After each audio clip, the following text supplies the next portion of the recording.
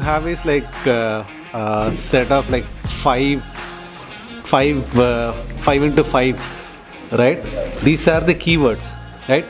Whatever the keyword I utter is not accounted for, right? Only the five people who are part of the panel, if they utter that word, you can mark that word, and then once you finish off the line 1, line 2, line 3, or the vertical, right? Vertical is considered only one, and then if you have the diagonal, that is also considered as a bingo, right? Full house bingo will have a bigger gift,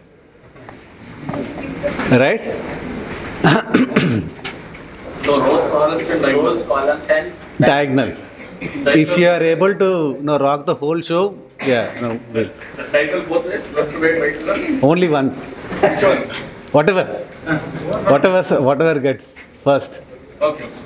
And column you also said only one. Yeah, only one. So whoever gets first. Yeah, whoever gets first. Rows all. Yeah, rows all. Whoever gets first, obviously. Yeah. For each. First row, second row, third row. Right, so, what everybody will get? No, the words may be different in each page. These are one of my Python programs where I have written where we've got 175 keywords and then that is randomly being picked up. Right? So we've got Shravan, the panel does not need any introduction, but I'll just give them an opportunity to introduce themselves. We'd like to know where you're working, right? What are you working on, with respect to Postgres, right? And then how long you have been with Postgres community, or using Postgres community and a Postgres as a user, as a DBA. Just give us a quick 30-second rundown of your profile. So whatever they are saying in introduction, does that also come? Nope.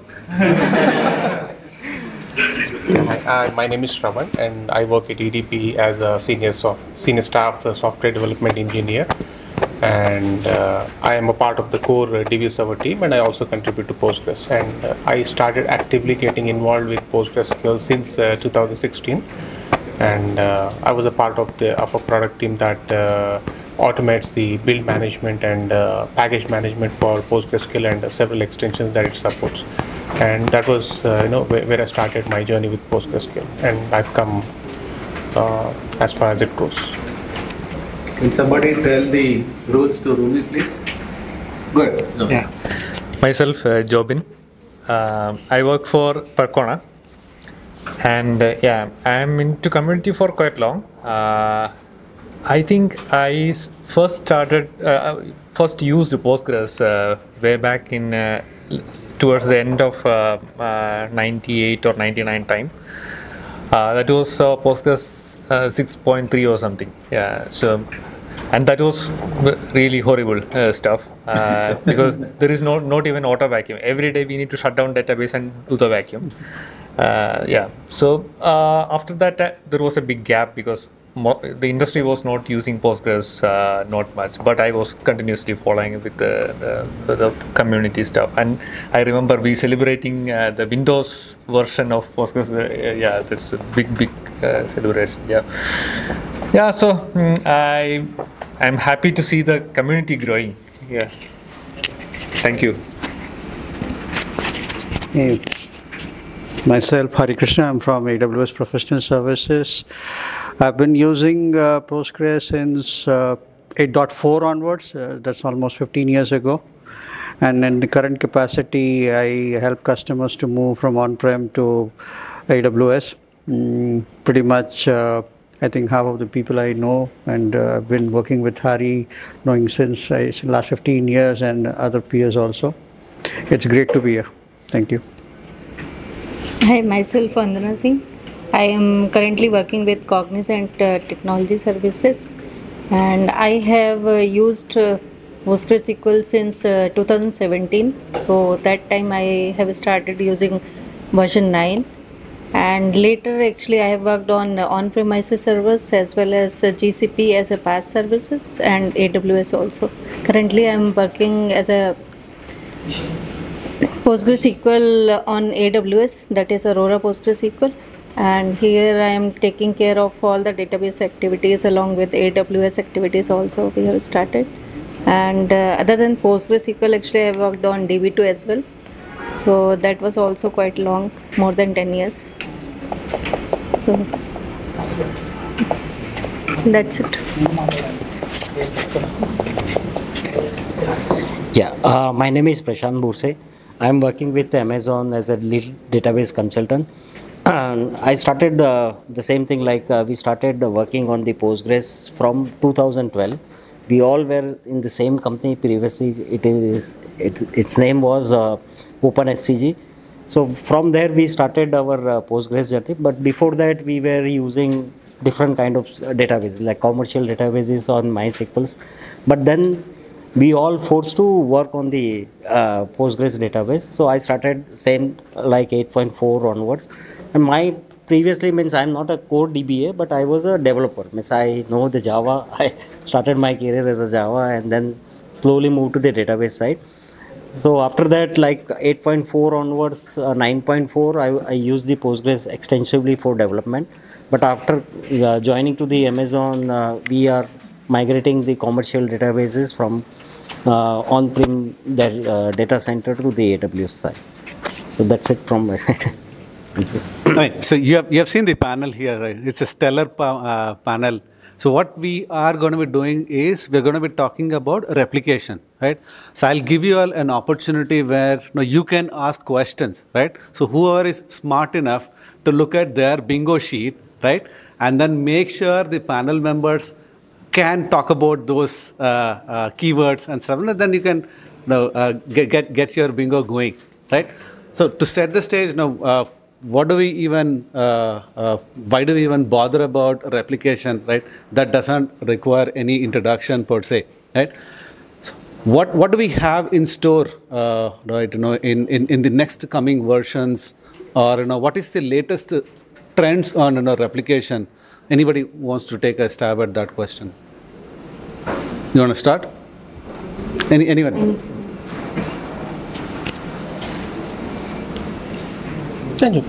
Yeah, so today we discussed about the native physical replication and logical replication. So when we talk about the physical replication, it is already in a mature state, and there is little scope to improve it further because it is kind of stable.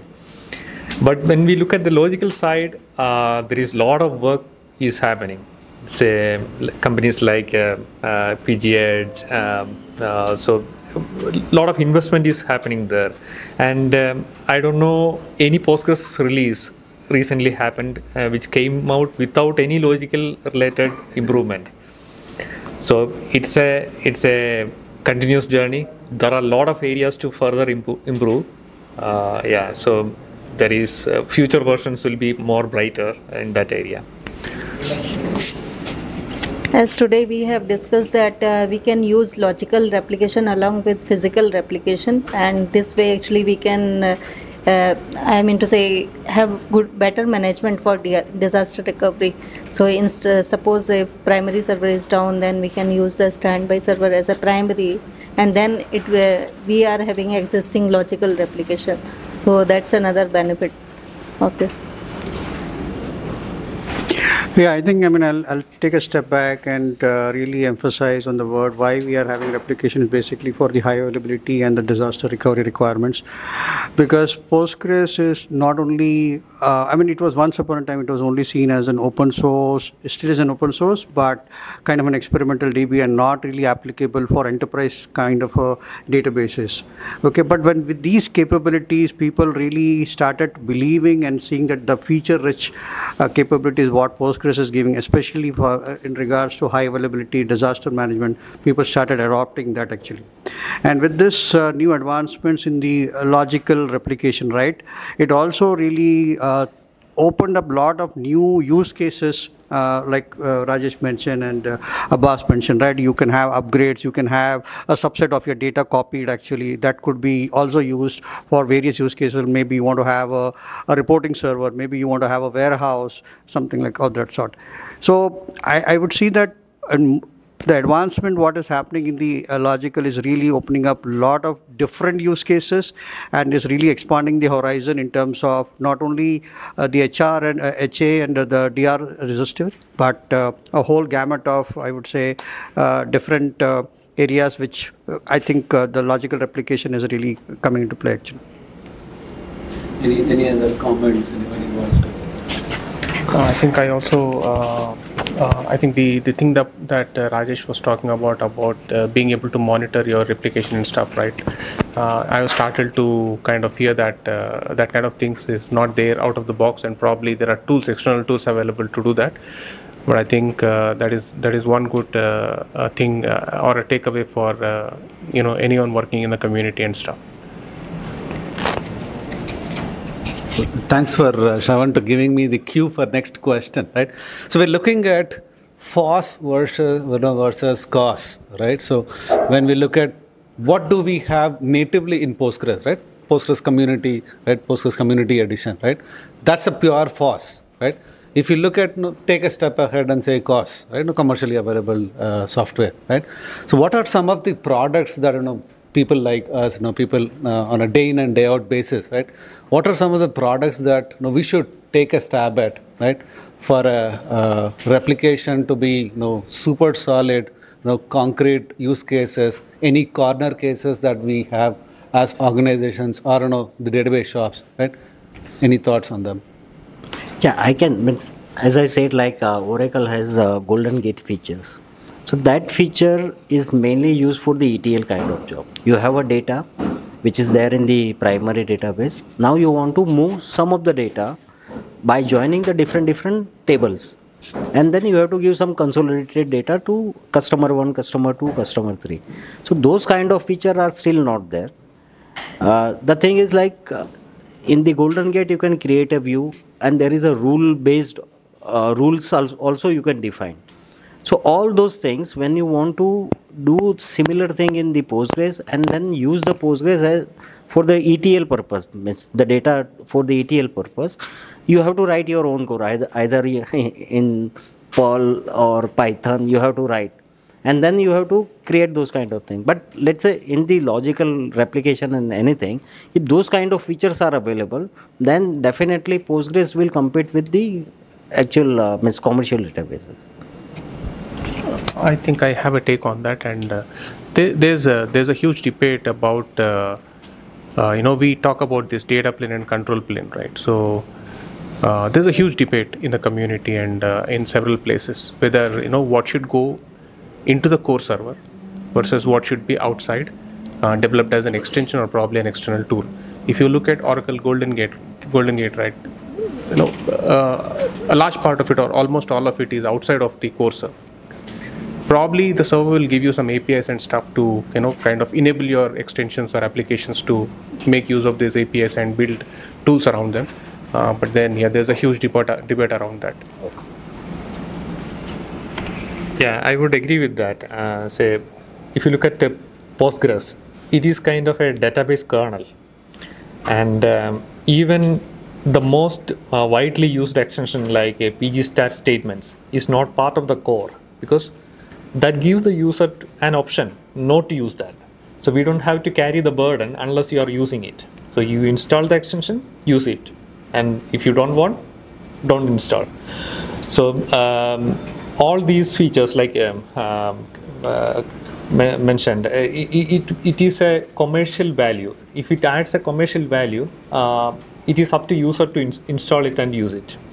Okay, but the kernel may remain same. And it is important to keep it small and lean so that it can run fast. Is there any extension which comes close to Golden Gate, which is anything else?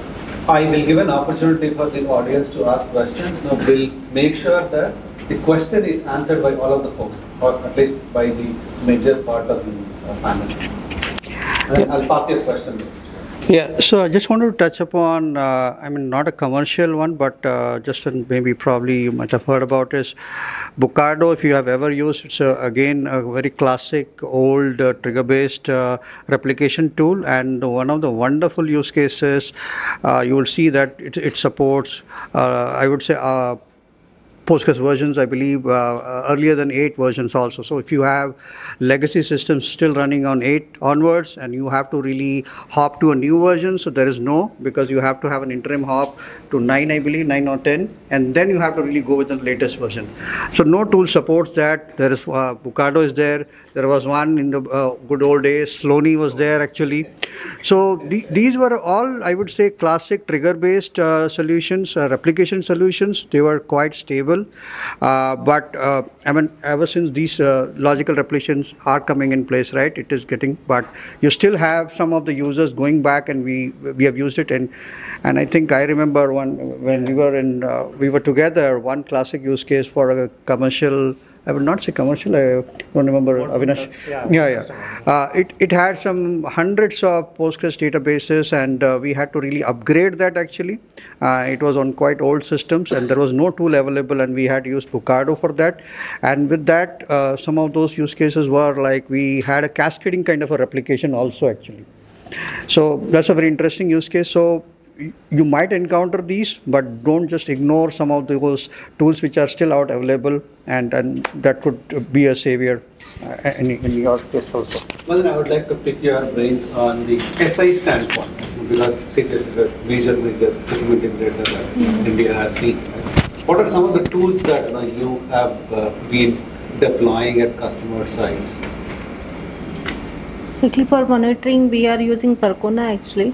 So in my previous project, actually, they were using Percona tool. With respect to replication? Replication, actually, we are not using any tool as such. So those are new tools for me actually. So I haven't worked actually long time like you, like 20 years plus or something. So actually, we are not using any tool as such. So. Ritesh, you can go with the question. Just I think concept. So what is the any tool you have which is similar to, offers something similar to what Golden Gate offers or comes close to anything that Golden Gate offers? Commercial? Yeah, commercial or anything. Commercial, there are a couple of, I think HVR is there. So HVR is there. That's a commercial one. That's quite popular actually. It supports cross homogeneous across different cloud platforms. That's one of the popular, I would say. It has also a lot of features in terms of detection and repair actually. So if they find mismatch actually, it's going to find out that, and it is going to repair as well actually. That if you have a mismatch in the rows, it is not only going to detect but repair also actually. So those are some of the features I think, and obviously I don't want to name our own tool, that is DMS, data migrations, database migrations. Yeah, database migration service. Obviously you know that. But apart from that, HVR, and there is one more I'm not able to recall, maybe by the end of the session I may, but we have used some of these actually. Yeah, for many users now uses the Kafka and the DBCM for moving the data between systems. And I think some 2 or 3 years back, someone in PG Conference Bangalore presented how they use the logical replication to replicate from Postgres to MongoDB. So what they do is, instead of the default decoding plugin, the PG out, they use the val to JSON. It's another decoding plugin. So the things will be decoded as JSON, and the JSON can be replicated to Mongo.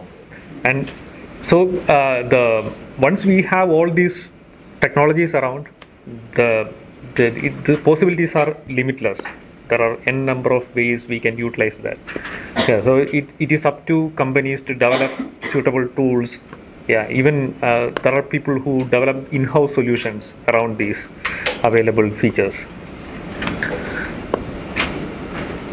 So one other software that I would look at is PG Edge. No, that comes close to competing with Oracle Golden Gate, especially from their multi-master replication, plus the data latency standpoint. PG Active too, but I don't know why Hari did not mention. No, I said right, a lot of tools are there. PG Active is also there. It is like a multi-master. Okay, of course, it may not be as mature as it's evolving. It has come up with, I would say, conflict resolution rules, but a lot of, I would say, a lot of things has to really come up and become. I'm going to go a little more, into the newer technologies, right? So, what is beyond replication?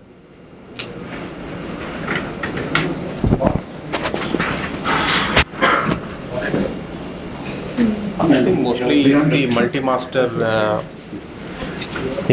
People are all looking at having zero downtime and multi-master kind of environments. I think that will be the next big thing in terms of future for replication. Yeah, when we talk about all these positive sides about the replication, I would like to tell something about the negative side as well. Because Stealing my next question. yeah, because my day-to-day work is kind of all the escalated cases from customers, which the others are not difficult to solve. Say, just like people do say, an orthopedic surgeon sees everyone has broken legs. So the sample he's looking at is a kind of unhealthy situation. So that's what I see in my work life. So one thing I want to emphasize is, see, there is a progress in hardware system and the cloud and the infrastructure side. Like we have more processing power. Now, if you look at the AWS system, they have Graviton processor 4 and all, with so many cores, hundreds of cores, single core. So the processing power is so much. The memory also so much, terabytes of RAM. So all those things are increasing. But there are areas where it is not growing. The worst part is the network latency. And when I analyze many of the customer environments, what I see is the network latency is the performance destroyer. So when we have a cluster, so all the clustering is all about the latency. And it is not improving. Say, some of the latencies, they say that 20 milliseconds, 30 milliseconds. So we need to understand these are per packet latency, and that will destroy all the benefits of this clustering. Yeah. So when we talk about the scale out and all those things, we need to understand these network latency is not changing much over the years. Anybody in the audience, any thoughts, questions, comments? Now when we're talking about replication, right, in these two sessions also, when we're talking about the cutover part, right, primary, secondary, and this, how good right now with existing environment compared to the outside products and extensions we have, which is I would not say best, right, but okay, user friendly and which is easy, we can, few times what will happen is, there would be missed cutover also, right? One automatic cutover when we keep it, right? Few seconds of down or up, something happens, it automatically. So what are the other types we have in that cutover to maintain those things properly? You mean automatic failover? Automatic failover plus extensions type of thing. What are those? Yeah. So there is a continuous evolution in terms of this kind of automatic failover. So if you look at the rep manager, which that don't have the kind of raft inside. So what happens is, in the worst case, there could be unwanted failovers. You know, the false positives. Lot of false positives. Say, I compare that with a plane crash where the pilot was over responding to the situation because there was a slight turbulence. So the pilot was over responding to that. He pressed all the levers and finally the tail went off. Yeah. So many of these high availability tools will over respond to a situation if there is a packet loss or some temporary network glitches. So and some of the old methods don't have protection against the split brains, so it was much worse. This is the biggest disaster can happen to a database, a split brain system, and it is not easy to recover from there. End of the day, we will lose some data, and that's where we slowly step into this. Today we just mentioned about Petroni kind of thing, which has at least the split brain protection. So that is 2 levels. So we have first level Raft, second level there is a Stoneit. It will kill just like say node eviction kind of. It will kill the node which is suspected for split brain. So all those features are getting into that, but still in an automated system we can't completely avoid this false positives. So if say depending upon your business case, sometimes it is worth to run your cluster in a manual mode. Yeah. And extensions, when we see there many lot of type of extensions we have for this thing. You feel anything better? Yeah, before it was in this way, right now they develop. Example, I would say that they are one. Any extension that you would suggest or recommend for that? This case. For monitoring or this in the monitoring aspect but the cutover also. Cutover, I think pretty much the Petroni and there are a few other tools within that ecosystem where you can leverage, but then you need to have your own, as Jovin mentioned, right? You need to have your own checks and balances to ensure those false positives do not occur. I mean, still being in the industry for the last 20 years, we still say that the final switch, what you want to do that, right? You want to have somebody to do that actually. Yeah. Because you don't over-engineer your systems too much, because there are still chances that systems could be overly responding and then it will trigger something which you don't want to do that actually. Because failing over is something which it requires a lot of, I would say, efforts to really make the target systems up and running. And when you realize that when you have failed it over, it was a false positive and you want to revert back, it is going to cost you more than that actually. So, I mean, it is better to, the trade-off here is whether you want to over-engineer the system and do that, or you want to be cautious enough and say, hey, I'm good enough, but the final switch is something I'll have somebody to do that, to pull that trigger on actually. Yeah, I agree actually. Same discussion actually day before yesterday I was doing with a DevOps person. So we were doing some disaster recovery tests. So I asked him whether we can automate this failover. Then he was giving the same answer that we cannot do because failover itself is taking some time and there will be outage during that time. So it will be so frequent that it will be making wrong impression whether we have implemented correctly or not. And there are chances of data loss also. Yeah, right.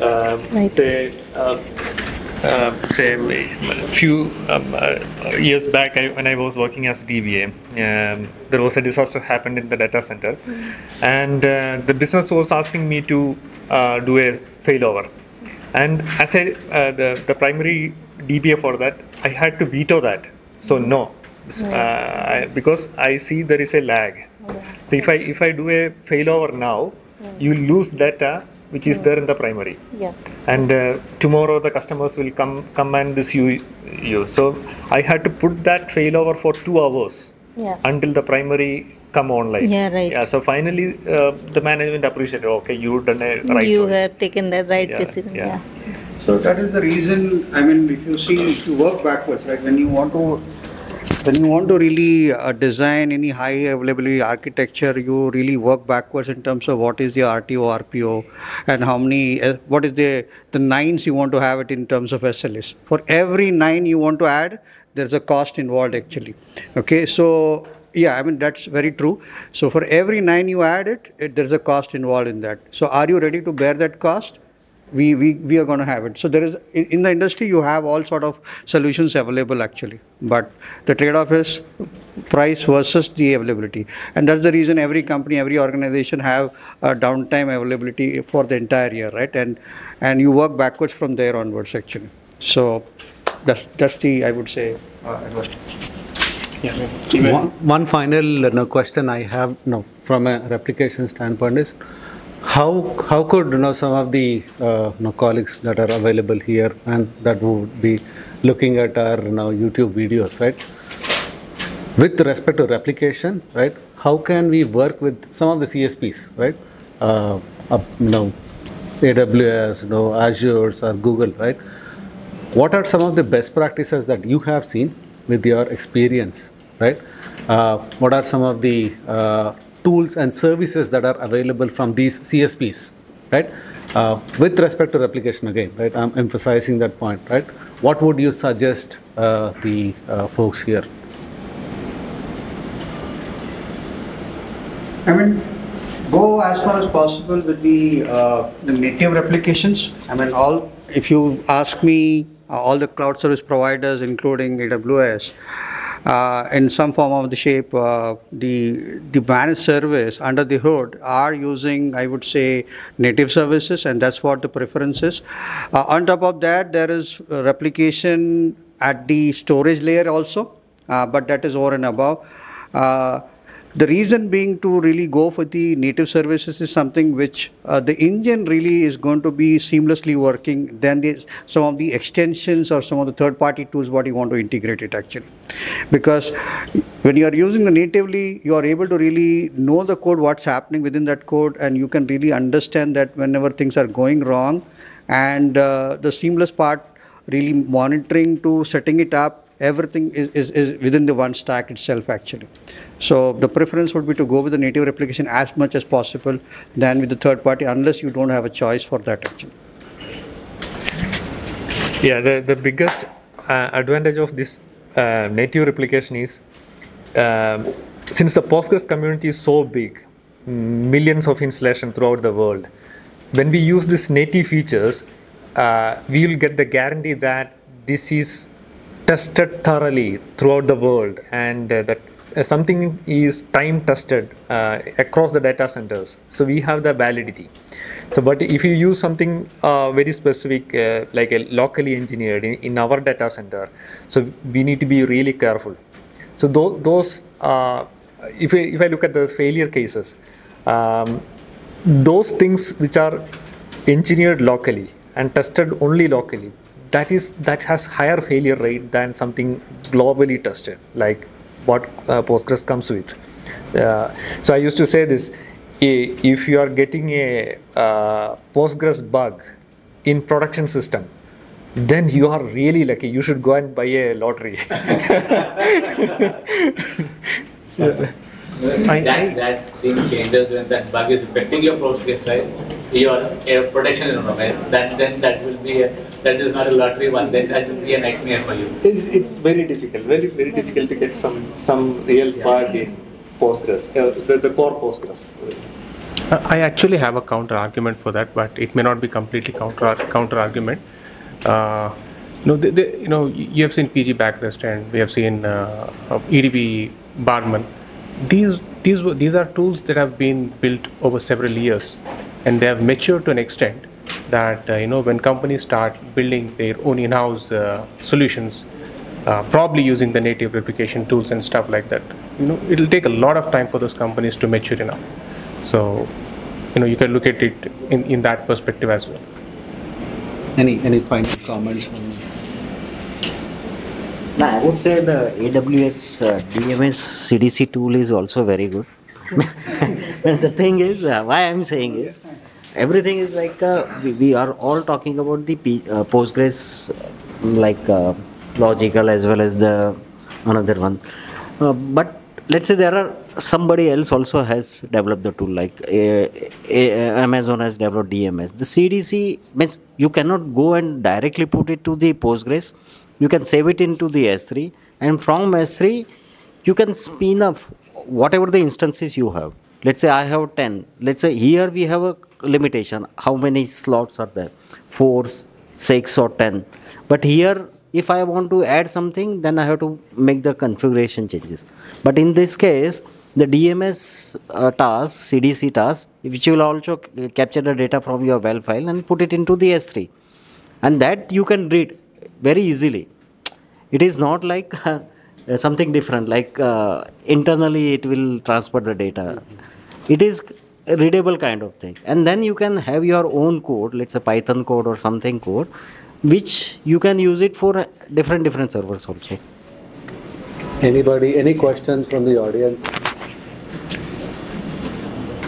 See, one thing you have to remember is things are going to fail. That's the hard truth.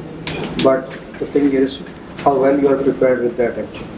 What's your And no matter contingency the- plan? Uh-huh. What's your contingency Yeah, plan? what is your contingency plan? So TR. Yeah. That's it. When we are talking about the Burmando tool, right?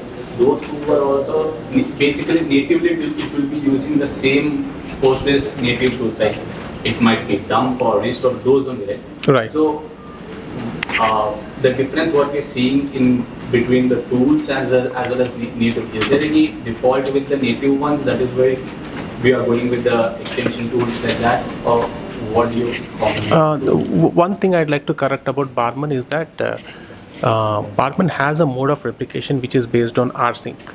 So it doesn't use the in that mode it doesn't use the PostgreSQL native this, yeah, and even PG backrest for some stuff it doesn't directly use a native extension or stuff that is supported in Postgres.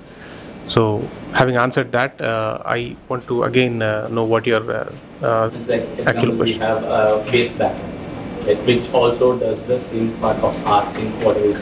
Those, it is pretty much almost, or I would say, like 90% of the way of communication is different, but overall method is same, right? So why we general even I would also, right? Why would I generally, okay, PG, yes, I use for some part, but okay, third party tool, it's more better and reliable, which I can use, right? Why do that feeling comes when with the native part and as a third party tool? Because this native stuff is actually interacting with the APIs of the core server, so that makes it more robust.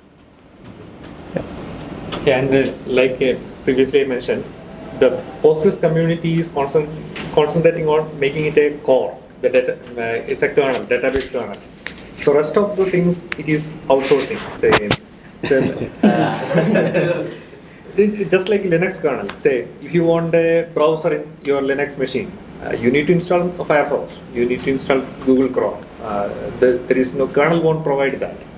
So all these bells and whistles around the database, the backup tool, the high availability framework, all these things are external stuff. They are concentrating on their business, and they are very good in that. Say and there is competition also, like Shravan was mentioning about Barman. So Barman came first with the rsync method, but rsync has some limitation. The time resolution is 1 second. In 1 second, there could be a lot of things happening in the database, and you may miss something in the database. So the PG backrest came with its own native way of solving that puzzle. So this competition ensures that there is always something is better. Say there is a competition and it is improving step by step. And now innovation would be there in any point of time. Yeah. So just like you say, if you look at the Linux distribution, say you have Ubuntu, you have Red Hat, you have so many, around 4,000 Linux distributions. So they compete for better user experience always. That is the beauty of this open source world. So there is competition within community with the better tools. So that is improving the ecosystem altogether. Right, we'd love to chat both and then get your fingers going, but I would like to call it a day. Any final thing before we wrap up? Going once, twice, thrice. Thank you so much, Manu. I mean, on a lighter note, I mean, both Haris mentioned that at some point systems would fail. You should always have a contingency plan.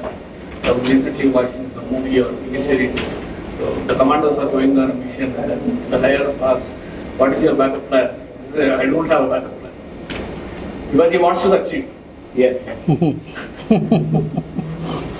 Yeah, in real world, you cannot answer that. Give it up for us, Anand.